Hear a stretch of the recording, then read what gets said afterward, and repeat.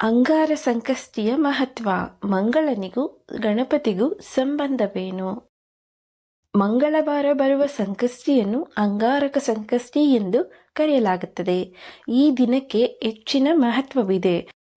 ಸಂಕಷ್ಟಿಗೂ ಹಾಗೂ ಮಂಗಳನಿಗೂ ಸಂಬಂಧವೇನು? ಈ ದಿನದ ಮಹತ್ವವೇನು ಎಂಬುದನ್ನು ತಿಳಿಯೋಣ. ಮಂಗಳವಾರ ಚತುರ್ಥಿ ತಿಥಿ ಬಂದಾಗ ಅಂಗಾರಕ ಚತುರ್ಥಿ ಎಂದು ಆಚರಿಸಲಾಗುತ್ತದೆ. ಈ ದಿನ ಅತ್ಯಂತ ಮಂಗಳಕರ ಮತ್ತು ಫಲಪ್ರದವೆಂದು ಪರಿಗಣಿಸಲಾಗಿದೆ.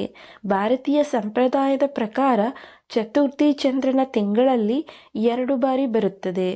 ಗಣಪತಿಯು ಚತುರ್ಥಿ ತಿಥಿಯಂದು ಜನಿಸಿದನು. ಆದ್ದರಿಂದ ಈ ದಿನಾಂಕವನ್ನು ಗಣೇಶನಿಗೆ ಸಮರ್ಪಿಸಲಾಗಿದೆ. ಅಮಾವಾಸ್ಯೆಯ ನಂತರ ಬರುವ ಶುಕ್ಲ ಪಕ್ಷದ ಚತುರ್ಥಿ ತಿಥಿಯನ್ನು ವಿನಾಯಕ ಚತುರ್ಥಿ ಎಂದು ಮತ್ತು ಹುಣ್ಣಿಮೆಯ ನಂತರ ಬರುವ ಕೃಷ್ಣ ಪಕ್ಷದ ಚತುರ್ಥಿ ತಿಥಿಯನ್ನು ಸಂಕಷ್ಟ ಚತುರ್ಥಿ ಎಂದು ಕರೆಯಲಾಗುತ್ತದೆ. ಇನ್ನು ಈ ಚತುರ್ಥಿ ದಿನಾಂಕ ಮಂಗಳವಾರ ಬಂದರೆ ಅದನ್ನು ಅಂಗಾರಕ ಚತುರ್ಥಿ ಎಂದು ಕರೆಯಲಾಗುತ್ತದೆ. ಈ ಬಾರಿಯ ಅಂಗಾರಕ ಚತುರ್ಥಿಯನ್ನು ಮಂಗಳವಾರ ಜೂನ್ 25, 2024ರಂದು ಆಚರಿಸಲಾಗುತ್ತದೆ. ಈ ಚತುರ್ಥಿಯಂದು ಗಣಪತಿಯನ್ನು ಪೂಜಿಸಲಾಗುತ್ತದೆ ಮತ್ತು ಉಪವಾಸವನ್ನು ಆಚರಿಸಲಾಗುತ್ತದೆ. ಅಂಗಾರಕ ಚತುರ್ಥಿಯಂದು ಉಪವಾಸ ಮಾಡುವುದರಿಂದ ವರ್ಷಪೂರ್ತಿ ಚತುರ್ಥಿ ತಿಥಿಯ ಫಲ ಸಿಗುತ್ತದೆ ಮತ್ತು ಇಷ್ಟಾರ್ಥಗಳು ಈಡೇರುತ್ತವೆ ಎಂಬ ನಂಬಿಕೆ ಇದೆ.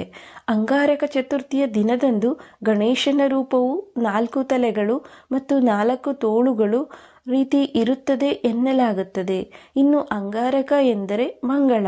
ಹಾಗಾಗಿ ಮಂಗಳನಿಗೂ ಹಾಗೂ ಗಣೇಶನಿಗೂ ಸಂಬಂಧವೇನು ಎಂದು ನೋಡುವುದಾದರೆ ಅದರ ಹಿಂದೆ ಸಹ ಕಥೆ ಇದೆ. ಒಮ್ಮೆ ಮಂಗಳದೇವನು ಗಣಪತಿಗಾಗಿ ಕಠಿಣ ತಪಸ್ಸು ಮಾಡಿದನೆಂದು ಹೇಳಲಾಗುತ್ತದೆ. ಇದರಿಂದ ಪ್ರಸನ್ನನಾದ ಗಣೇಶನು ಮಂಗಳವಾರ ಚತುರ್ಥಿ ತಿಥಿ ಬರುವ ದಿನವನ್ನು ಅಂಗಾರಕ ಗಣೇಶ ಚತುರ್ಥಿ ಎಂದು ಕರೆಯಲಾಗುತ್ತದೆ ಎಂದು ವರವನ್ನು ನೀಡಿದ್ದನು ಎನ್ನಲಾಗುತ್ತದೆ. ಅಂಗಾರಕ ಚತುರ್ಥಿಯ ದಿನದಂದು ಗಣೇಶನ ಪೂಜೆಯ ಜೊತೆಗೆ ಹನುಮಂತನನ್ನು ಪೂಜಿಸುವುದರಿಂದ ವಿಶೇಷ ಲಾಭಗಳು ದೊರೆಯುತ್ತವೆ. ಈ ದಿನ ಮಾಡುವ ಪೂಜೆಯ ಫಲದಿಂದ ಮಂಗಳ ದೋಷವು ನಿವಾರಣೆಯಾಗುತ್ತದೆ ಮತ್ತು ಜಾತಕದಲ್ಲಿ ಮಂಗಳ ಸ್ಥಾನವು ಮಂಗಳಕರವಾಗಿರುತ್ತದೆ. ಅಂಗಾರಕ ಚತುರ್ಥಿಯ ದಿನದಂದು ಭಕ್ತಿಯಿಂದ ಉಪವಾಸ ಮಾಡುವುದರಿಂದ ಗಣೇಶನು ಎಲ್ಲ ತೊಂದರೆಗಳು ಮತ್ತು ಅಡೆತಡೆಗಳನ್ನು ನಿವಾರಿಸುತ್ತಾನೆ ಮತ್ತು ಸಂತೋಷ, ಶಾಂತಿ ಮತ್ತು ಸಮೃದ್ಧಿಯ ಅನುಗ್ರಹವನ್ನು ನೀಡುತ್ತಾನೆ ಎನ್ನಲಾಗುತ್ತದೆ. ಗಣೇಶನ ಅಂಗಾರಕ ಚತುರ್ಥಿ ಉಪವಾಸವು ಎಲ್ಲ ಸಮಸ್ಯೆಗಳು ಮತ್ತು ದುಃಖಗಳನ್ನು ನಿವಾರಿಸಲು ಸಹಾಯ ಮಾಡುತ್ತದೆ.